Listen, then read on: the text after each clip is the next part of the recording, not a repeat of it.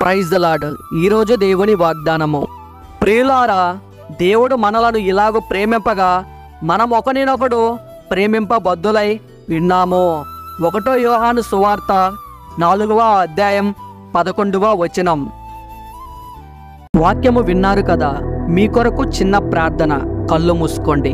మీరు ప్రార్థనలో అడిగి ఉన్న వాటిని మీరు పొందుకొని ఉన్నారని, అవి మీ జీవితంలో జరిగి ఉన్నాయని నమ్మండి. నమ్ముట నీ వశమైతే నమ్మువానికి సమస్తము సాధ్యమే.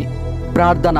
సర్వశక్తిగల తండ్రి, ఘనమైన గొప్ప దేవుడా, సకల ఆశీర్వాదాలకు పాత్రుడా, మీ దాసుని ప్రార్థన ఆలకించి ఫలింపు చేస్తారని, అనేకులను మీ పాదాల దగ్గరకు చేర్చుకుంటారని వేడుకుంటున్నాను తండ్రి.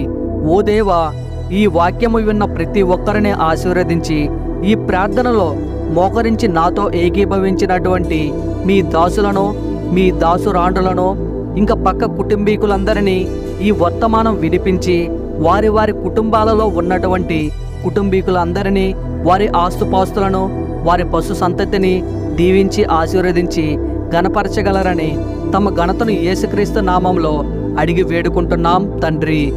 Amen, amen, amen.